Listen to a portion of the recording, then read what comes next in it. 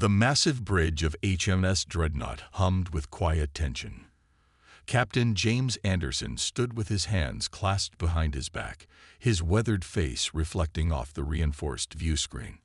Before him, the vast darkness of space stretched endlessly, broken only by the approaching lights of the alien armada. "Status report," he ordered, his voice steady despite the weight of humanity's future resting on his shoulders. 15 alien capital ships detected, sir," reported Officer Robert Wilson from his monitoring station. "They're maintaining their approach vector toward Earth's outer defense line." His fingers danced across the holographic display, bringing up detailed scans of the incoming vessels. The Dreadnought was humanity's greatest secret, a warship built over 20 years in the asteroid belt, hidden from prying alien eyes. While other nations sent diplomats to beg for mercy from the stellar concordat, the combined military forces of Earth had poured their resources into this single vessel. It wasn't pretty, it wasn't elegant, but it was exactly what humanity needed. "Engineering reports all weapon systems are ready, Captain," called out engineer Marcus Reed through the ship's comm system.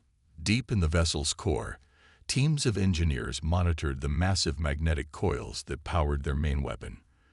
"The MAC gun is charged and waiting for your command." Anderson nodded slowly. The magnetic accelerator cannon was their trump card, a weapon that the aliens, for all their advanced technology, would never expect. While they relied on plasma weapons and energy beams, the Dreadnought was built around a single principle: kinetic energy never fails. "They're sending a transmission, sir," announced Communications Officer Mary Parker. Her face twisted in disgust as she listened to the message. "They're demanding Earth's immediate surrender. They say resistance is primitive." A small smile crossed Anderson's face. Primitive. They always use that word. He turned to face his crew, each member chosen from the best Earth had to offer.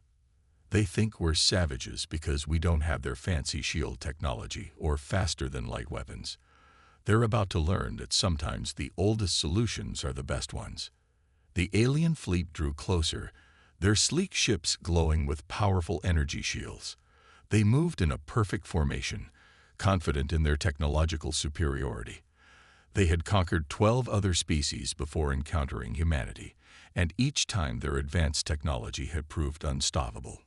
"All hands, battle stations," Anderson commanded. Red lights pulsed throughout the massive ship as crew members rushed to their positions. "Tactical, give me a firing solution on their flagship." "Calculating now, sir," responded Tactical Officer Thomas Cooper. "Target locked." They still haven't raised their secondary shields. They're not taking us seriously. Anderson's smile grew wider. That's their first mistake. Their energy shields are calibrated to stop plasma and laser weapons. Let's show them what happens when you forget about basic physics. The Dreadnought's main gun, running nearly the entire length of the kilometer-long ship, began to hum. Deep inside, magnetic coils accelerated a 20-ton tungsten rod to a significant fraction of light speed. The aliens have forgotten that kinetic energy equals half mass times velocity squared, and with their velocity, the mass didn't need to be large to deliver catastrophic damage. "MAC gun ready to fire, sir," reported Cooper. Solution plotted through their entire formation. One shot will hit 3 of their capital ships. Anderson took a deep breath. This was the moment that would change everything. 20 years of preparation, of hiding their true capabilities, of letting the aliens think they were just simple primitives. It all came down to this. "Send them a message," he ordered. "Tell them, from the primitives of Earth, with our most basic regards." Before the aliens could respond, Anderson gave the command, "Fire." The Dreadnought shuddered as the magnetic accelerator cannon released its payload. There was no bright energy beam, no flashy explosion, just a simple rod of metal moving at incredible speed. The aliens didn't even try to dodge.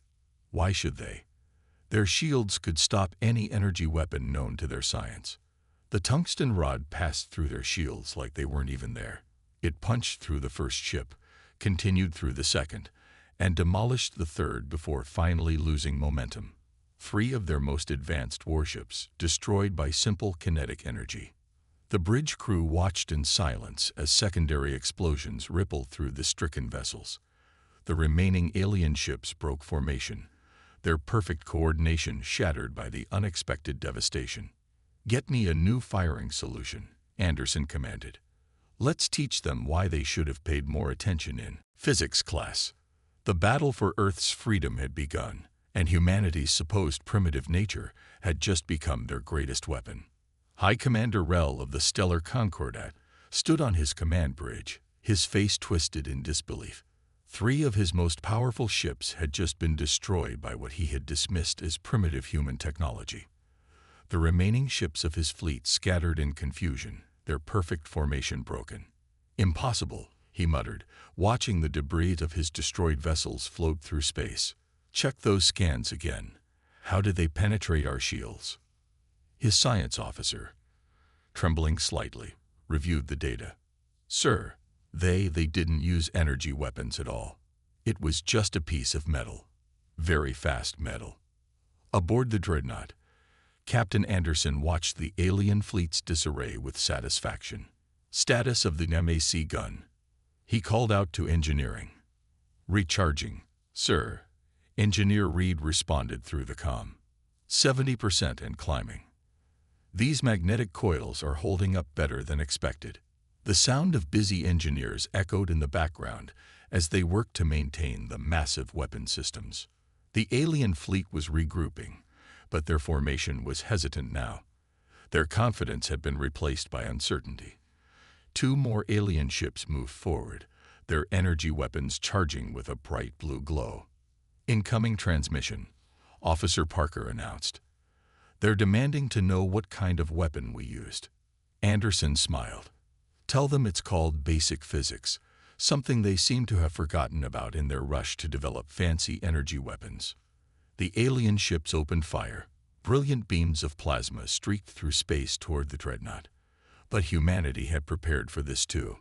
The ship's outer hull, covered in layers of ablative armor and heat-dispersing materials, absorbed the attacks with minimal damage. "Hull temperature rising but within acceptable limits," reported Officer Wilson. "Their plasma weapons are just not as effective against solid armor as they are against energy shields." The aliens' confusion was evident in their erratic movements. They had spent centuries developing energy-based weapons and defenses, completely abandoning the simple principles of physical combat.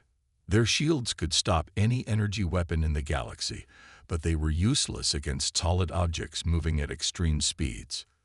"MAC gun at full charge," Reed announced. "Ready to fire on your command, Captain." Anderson studied the tactical display. The alien fleet was trying a new formation, spreading out to present a harder target. "They're learning," he noted, "but not fast enough. Target the 2 ships on the left flank." "Sir," Officer Cooper called out, "I'm detecting power surges in the alien fleet. They're trying to modify their shields." Anderson nodded. "Too late for that. Their shield technology is designed to reflect and absorb energy. They can't stop mass and momentum." He straightened his uniform. "Fire when ready." The dreadnought's main gun fired again. Another tungsten rod accelerated to near relativistic speed, carrying enough kinetic energy to shatter any target in its path. The aliens attempted to dodge, but the rod moved too fast. 2 more ships erupted in explosions as the simple projectile tore through their advanced defenses. High Commander Rel watched in horror as more of his fleet was destroyed. "How?" he demanded. "How are these primitives defeating our most advanced technology?" His tactical officer spoke up nervously. "Sir, our reports suggest they've been hiding their true capabilities. While we thought they were struggling to develop energy weapons, they were actually perfecting kinetic weapon technology." On the dreadnought's bridge, the crew worked with practiced efficiency. They had trained for years for this moment, knowing that humanity's survival depended on their success. "Message from Earth Command," Parker announced. "They're picking up transmissions from the alien fleet. Word of our weapon is spreading through their communications network." Anderson watched as the remaining alien ships began to retreat. Their perfect formation was gone, replaced by what almost looked like panic. Humanity's supposed weakness, their primitive technology, had become their greatest strength. "Send a message to all alien frequencies," Anderson ordered. "Tell them this is just the beginning.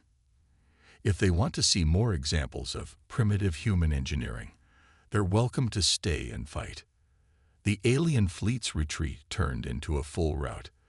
The mighty stellar concordat, which had never known defeat, had just learned a harsh lesson about underestimating their opponents. Sometimes the simplest solutions were the most effective, and humanity had just proved that technology was only as good as the understanding behind it. Deep in the engineering section of the dreadnought, Marcus Reed wiped sweat from his forehead as he monitored the massive magnetic coils. Warning lights flashed across his console. The continuous firing of the MAC gun was pushing the systems to their limits. "Captain," he called through the comm system, "the main gun's cooling systems are struggling. We need 5 minutes between shots now, not 3. Above in the bridge, Captain Anderson processed this information as he watched the remaining alien ships regroup. They had destroyed 5 of their capital ships, but 10 still remained. The aliens were finally taking them seriously, spreading out in a complex formation that would make it harder to hit multiple ships with a single shot. "Multiple energy signatures detected," Officer Wilson reported from his station. "They're charging something big, sir." The alien fleet had indeed changed tactics. Instead of attacking individually, all 10 remaining ships began channeling power to a central point between them. The space between their vessels started to glow with an intense purple light. "Analysis," Anderson demanded. "They're combining their energy weapons," Officer Cooper responded, his eyes fixed on the tactical display. "Some kind of synchronized attack. Power readings are off the charts." Anderson's mind raced through their options. The dreadnought's armor was good, but it had never been tested against this level of concentrated energy. They needed a solution fast. "Engineering, what's the status of our secondary weapons?" he asked. Reed's voice came back instantly. "Missile tubes 1 through 20 are loaded and ready, sir. Nuclear payloads armed." A grim smile crossed Anderson's face. While the MAC gun was their primary weapon, they had other primitive surprises ready. The aliens had banned nuclear weapons centuries ago, considering them too barbaric for modern warfare. That meant they had no specific defenses against them. "Sir," Parker called out urgently, "they're broadcasting on all frequencies. They're giving us one chance to surrender." The purple glow between the alien ships had grown to a blinding intensity. It was now or never. "Tactical, target their formation with missile tubes 1 through 10. Standard nuclear payloads." Anderson's voice was steady. "Let's remind them why these weapons were banned." Cooper's fingers flew across his console. "Missiles armed and ready, sir. They're still focused on charging their superweapon. Their point defense systems are minimal." Launch. 10 missiles streaked from the dreadnought's hull, their conventional engines pushing them toward the alien formation. The aliens' automated defenses caught 2 of them, energy beams reducing them to debris. But 8 continued on their course. The alien ships maintained their formation, committed to their combined attack. Their energy weapon had reached critical levels, ready to release enough power to vaporize a small moon. They never got the chance to fire. The nuclear weapons detonated in a carefully planned pattern around their formation. While the explosions themselves weren't particularly dangerous in space, the electromagnetic pulses and radiation were devastating to the aliens' sensitive energy-based systems. Their carefully combined weapon discharge turned into chaos. Energy feeds backfired, shields fluctuated, and their formation broke apart as each ship's systems went haywire. "MAC gun status," Anderson demanded. "Ready to fire, sir," Reed reported. "Coils are charged and locked on target. Fire for effect. Target their flagship." The dreadnought's main gun roared to life once more. The tungsten rod streaked through space, passing through the disrupted shields of the alien flagship like they were paper. The massive ship split in two, secondary explosions rippling along its length. "Direct hit," Cooper announced, unable to keep the excitement from his voice. "Their flagship is destroyed. The remaining ships, they're running, sir." Anderson watched as the alien fleet broke apart, each ship jumping to faster-than-light speed in a different direction. Their coordinated attack had failed, defeated by technology they had deemed obsolete centuries ago. "Casualties?" Anderson asked. "Minor damage to our outer hull," Wilson reported. "No casualties. The armor held exactly as designed." The bridge crew let out a collective breath they hadn't realized they were holding. They had just faced the best weapons the alien fleet could muster and survived. "Send word to Earth Command," Anderson ordered. "First phase successful. The stellar concordat just learned that humanity is far from primitive." He turned to his crew, pride evident in his eyes. "And this is just the beginning." The dreadnought hung in space, surrounded by the debris of alien ships destroyed by the simple laws of physics that their advanced civilization had forgotten to respect. Intelligence Officer Linda Wells sat in her dimly lit communications room aboard the dreadnought, listening to the chaos erupting across alien channels. Her translation software worked overtime as thousands of messages poured in from all corners of the stellar concordat's empire. "Captain," she called through the ship's comm system, "you need to hear this." On the bridge, Captain Anderson watched the tactical display showing the retreating alien ships. "Put it through to the main speakers, Officer Wells." The bridge filled with translated alien communications, each message more panicked than the last. "Destroyed by primitive kinetic weapons.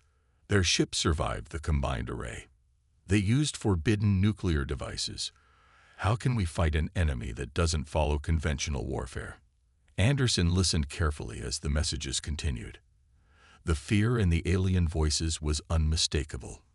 For centuries, they had believed their energy-based technology made them invincible. Now that belief was shattered.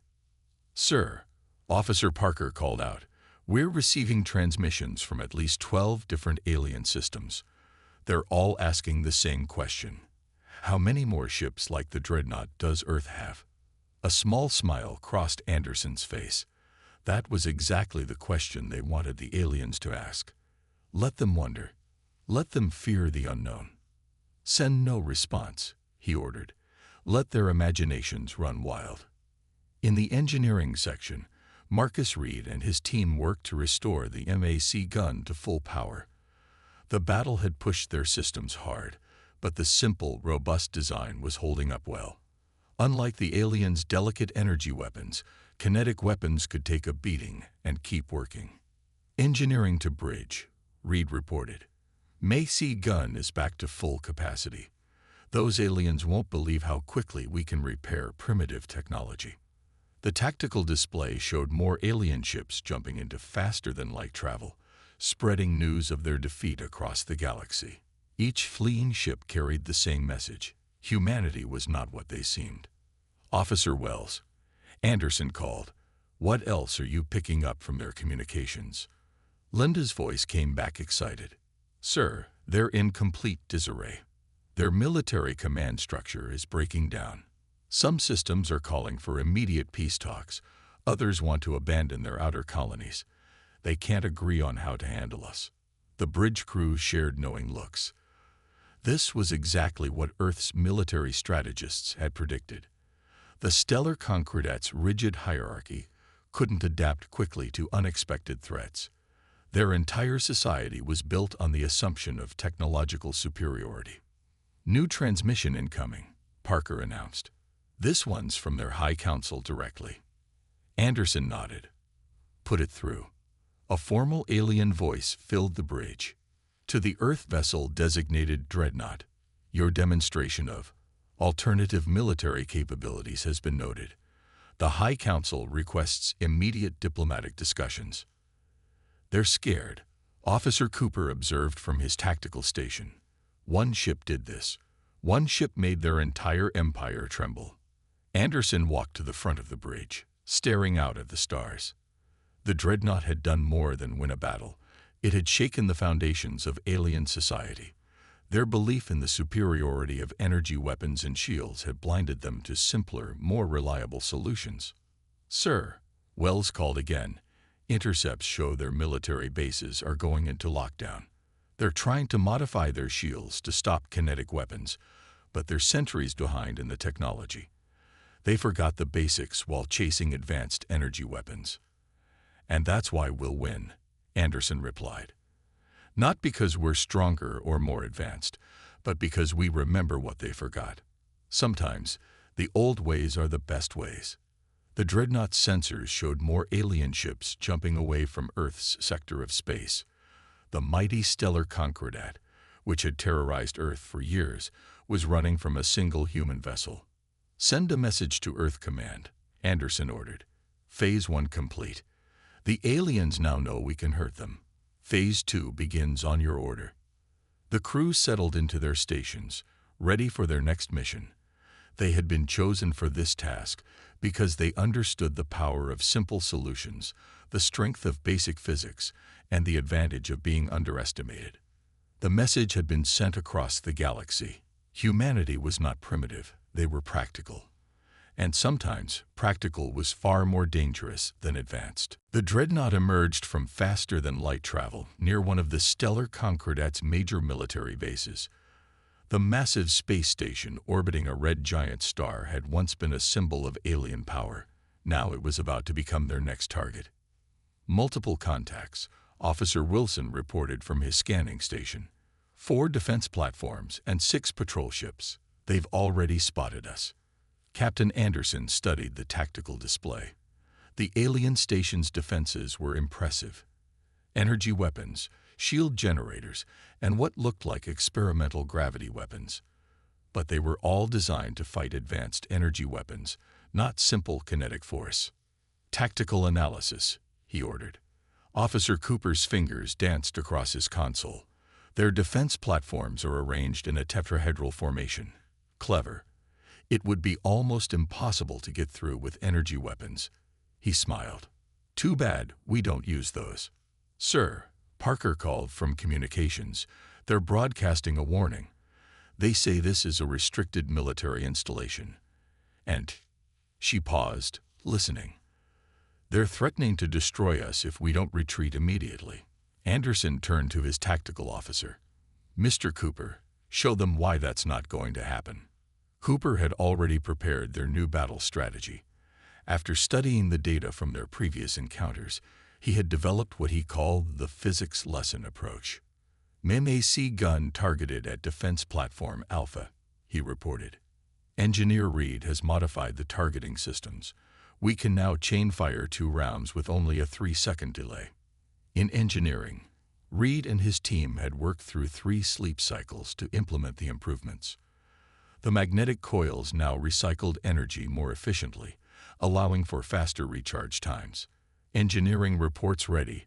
Reed's voice came through. "Those fancy defense platforms won't know what hit them." Anderson gave the order. "Execute attack pattern Cooper 1." The dreadnought's main gun fired twice in rapid succession. The first tungsten rod destroyed the primary defense platform, its kinetic energy tearing through shields designed to stop energy weapons. The second shot, following just 3 seconds later, caught the alien patrol ships as they tried to respond. "Direct hits," Cooper announced. 2 defense platforms destroyed, 3 patrol ships disabled. The remaining alien vessels scattered, their formation broken. They had expected a prolonged energy weapon duel, giving them time to coordinate their defenses. Instead, the battle was over in seconds. "Message from the station," Parker reported. They're surrendering, sir." Anderson shook his head. "No, we're not here for their surrender." He turned to his crew. "This is about sending a message. Target their main reactor."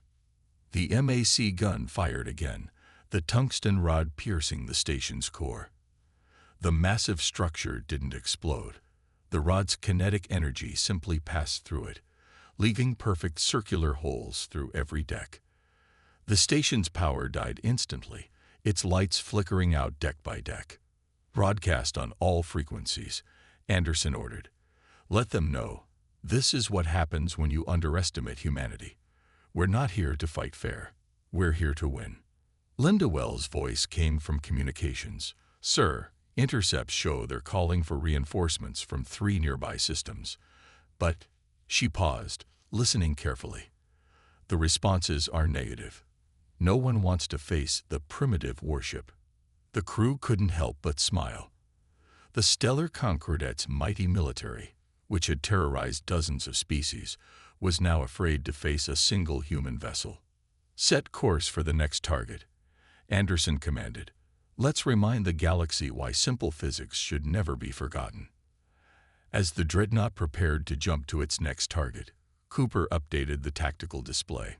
"Sir, we've confirmed that word of our attacks is spreading. Alien military bases across 3 sectors are going into lockdown. They're trying to modify their defenses, but they can't adapt fast enough." Anderson watched as his ship's faster-than-light drive charge. The dreadnought was more than just a warship now. It was becoming a legend. Every alien commander in the galaxy was asking the same question. How do you fight an enemy that turns basic physics into a superweapon? "Next target coordinates locked in," Wilson reported. "Ready to jump on your command." Anderson gave the order, and the dreadnought vanished into faster-than-light travel. Behind them, the powerless alien station drifted in space, its perfect circular wounds a testament to the power of primitive human engineering. The hunters had become the hunted, and humanity was teaching the galaxy a lesson it would never forget. The bridge of the dreadnought was silent as Captain Anderson read the latest reports. In just 2 weeks, their single ship had destroyed 15 military bases, disabled 32 capital ships, and caused panic across the entire stellar concordat. "New intelligence report from Earth Command," Officer Wells announced, breaking the silence. 3 alien systems have declared independence from the concordat. They're saying the central government can't protect them anymore. Anderson nodded slowly. The concordat structure was cracking exactly as planned. Their rigid hierarchy, built on technological superiority, couldn't handle the shame of being defeated by primitive weapons. "Sir," Parker called from her station, "priority message coming in. It's from their Supreme Commander." The main screen lit up with the image of Supreme Commander Vex, the highest military authority in the concordat. His usually perfect uniform was wrinkled, and his eyes showed signs of exhaustion. "Earth Vessel Dreadnought," he began, his translated voice shaking slightly. "You have made your point. Our forces are in disarray. Our people are losing faith in our leadership. Name your terms." Anderson stood, facing the screen. "You called us primitives. You threatened our world. You thought your advanced technology made you gods. Our terms are simple. The concordat will be disbanded. All occupied worlds will be freed." The alien commander's face showed shock. "Disband the concordat? That's impossible. Our empire has stood for 1,000 years. And it was brought down by a single ship using basic physics," Anderson replied calmly. "Accept our terms, or we continue our campaign." In engineering, Reed monitored the ship's systems while listening to the exchange. His team had kept the primitive weapons running perfectly, proving that simple technology was often the most reliable. "Engineering to bridge," he reported. "Macy gun is charged and ready, just in case they need another demonstration." The Supreme Commander must have heard this, as his expression changed to one of defeat. "Your weapon. It's so simple. How did we not see this coming?" "Because you forgot the basics," Anderson answered. "You chased advanced technology while forgetting fundamental principles. That was your mistake." Officer Wilson's console suddenly lit up with alerts. "Sir, multiple ships dropping out of faster-than-light travel. At least 20 vessels."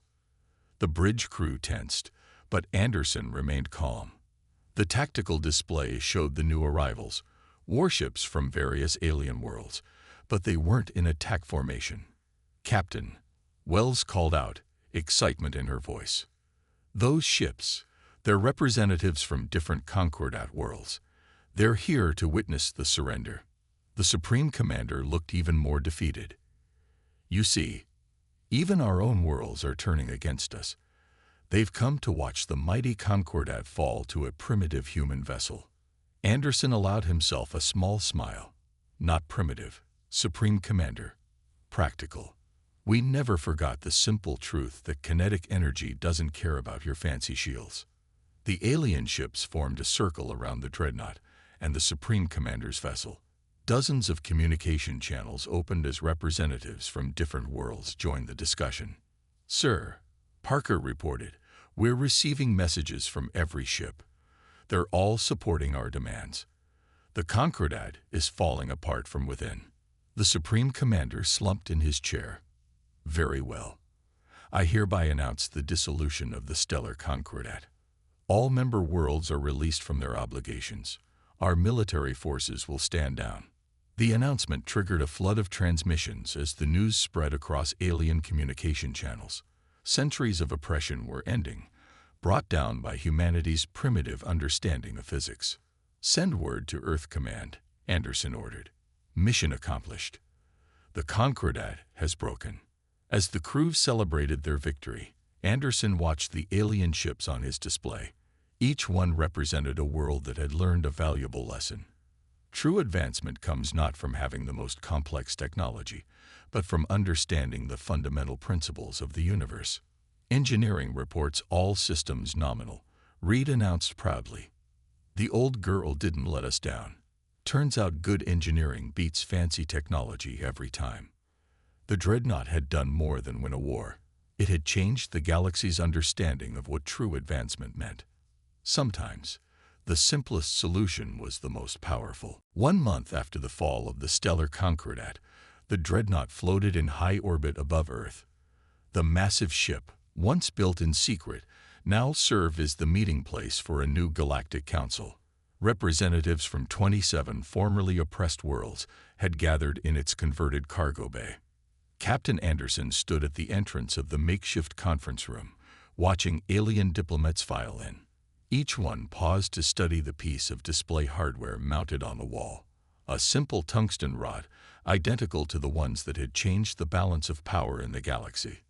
"Quite a change from a month ago," Officer Wells said, standing beside him. "Remember when they called us primitives?" Anderson nodded. "Now they're here to learn from us." Funny how things change when you prove simple physics beats complex technology. The conference room filled quickly.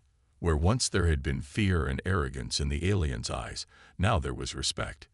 Engineer Reed had set up a holographic display showing the inner workings of the MAC gun, not as a threat, but as a teaching tool. "All delegates are present," Officer Parker announced, ready to begin the signing ceremony. Anderson took his place at the front of the room. Before him lay the Terra Accords, a new treaty that would reshape galactic politics. The document was simple, just like human engineering. Each world would remain independent, but all would share knowledge and respect each other's right to exist. "Welcome to Earth space," Anderson began, addressing the gathered aliens. "A month ago, many of you thought we were primitive because we relied on simple technology. Today, we're here to show you why understanding basics is more important than having advanced toys." Reed stepped forward, activating the holographic display. "This is our MAC gun. No fancy energy fields, no complex plasma containment, just magnets and metal, guided by proper understanding of physics. Simple, reliable, and impossible to stop if you forget about kinetic energy." The aliens watched intently as Reed explained the principles behind their weapons. Several were taking notes, finally learning the lessons their civilization had forgotten in its rush to develop energy weapons. "The treaty before you," Anderson continued, "isn't just about peace. It's about returning to fundamentals. Each world will share their knowledge, but more importantly, we'll all remember that the simplest solution is often the best." One by one, the alien representatives came forward to sign. Each signature represented a world that had learned respect for humanity's practical approach to technology. "Message from Earth Command," Parker whispered to Anderson. "They're asking about the Dreadnought's next mission. Anderson smiled. The ship that had been built for war would now serve a different purpose. Tell them the Dreadnought will become a training vessel. We'll teach other worlds about the power of practical engineering. As the signing ceremony concluded, Officer Wilson reported from his station. Sir, long-range sensors show the last concordat military bases are powering down. The Empire is officially finished. The aliens mingled after the ceremony, discussing the future. Many were already talking about combining their energy technology with human kinetic weapons, not to create better weapons, but to build better tools for peace. Captain, Reed called through the comm. Engineering team reports the MAC gun has been fully converted to the training configuration. We're ready to start teaching these folks about real engineering. Anderson looked out at the gathered representatives. The Dreadnought had changed everything, not through superior technology, but through superior understanding. It had shown the galaxy that true advancement came from mastering the basics, not just developing complex systems. Send a final status report to Earth Command, he ordered. Mission complete. The Dreadnought has achieved more than we ever planned. We came to defend Earth, but we ended up teaching the galaxy about the power of simple solutions. As the alien delegates departed, each passing the mounted tungsten rod with newfound respect, humanity had achieved something remarkable. They had proven that being advanced didn't mean having the most complex technology. It meant truly understanding the fundamental principles of the universe. The Dreadnought, humanity's first deep space battleship, had become a symbol of this new philosophy. Sometimes, the most powerful force in the universe wasn't an advanced energy weapon or a complex shield system. Sometimes, it was just a simple piece of metal, moving very, very fast.